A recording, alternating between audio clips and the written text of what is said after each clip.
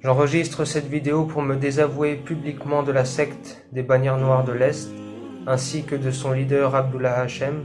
J'ai vécu 2 années à ses côtés et vécu en Allemagne, avec lui, où se trouvait sa communauté, qui est maintenant en train de bouger vers la Suède.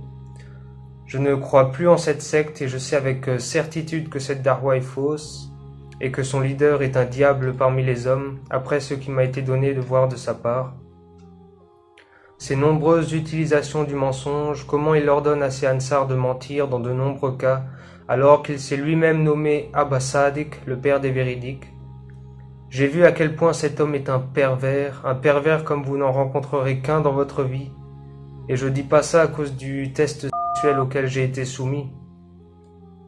Cet homme abuse sexuellement des femmes mariées de sa communauté dans son bureau, sans que les maris ne le sachent, et il les garde sous silence en les menaçant de prendre leur âme, qu'elles aillent en enfer ou que leurs enfants perdent la vie si elles en parlent à qui que ce soit. L'ayant côtoyé durant ces 2 dernières années, je suis témoin de ces méthodes de manipulation. Quiconque sait ce qu'est un pervers narcissique reconnaîtra que Abdullah en est un. Il exige de la part des gens qu'ils croient à 100% en lui, jusqu'à être prêts à tuer leurs propres enfants, à commettre les pires abominations en guise de test ou pour lui donner victoire. Mais qu'a fait Abdullah Hachem, à part prétendre que c'est lui qui a fait tomber la pluie après qu'elle soit tombée?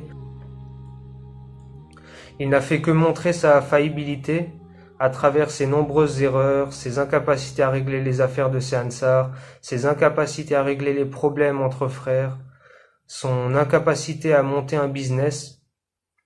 À partir du moment où il a voulu placer ce que les Ansar ont bâti à la sueur de leur front en son nom, au sommet de la pyramide, comme il l'a si fièrement dit, tout s'est écroulé.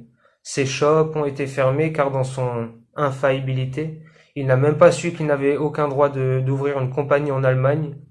Et une fois qu'il a senti le danger, il a pris la fuite en Suède, le premier à partir avec sa famille, laissant derrière lui les Ansar pour régler les problèmes qu'il avait lui-même provoqués. Je suis également témoin que cet homme ne me connaît pas plus que je ne me connais moi-même, comme il le prétend. Même les frères et sœurs qui ont partagé ma vie pendant ces 2 ans me connaissent bien mieux que lui. Il ne sait ni lire dans les pensées ni dans les cœurs, il ne connaît pas l'avenir et a fait de nombreuses prophéties qui se sont avérées fausses. C'est juste qu'il aime tant raconter des histoires et faire rêver les gens. Il condamne publiquement l'extrémisme et prône la miséricorde sur sa chaîne satellitaire, mais ses Ansar ne deviennent rien d'autre que des extrémistes, fanatiques au cœur dur, prêts à tuer quiconque parlerait mal de lui. Les gens coupent tout contact et maudissent ceux qui partent, ne voulant rien entendre de l'extérieur. Et si demain je meurs, vous saurez qui en sont les responsables, car les gens doivent savoir la vérité, cette secte doit être exposée, et les gens doivent se garder de cet homme et de sa tentation. Abdullah Hachem, ce faux messie de la fin des temps, tombera tôt ou tard. J'espère juste que tous s'en sortiront et se libéreront de lui avant l'inévitable, ou qu'ils ne suivront pas jusqu'à la vie après la mort, car sa fin sera terrible.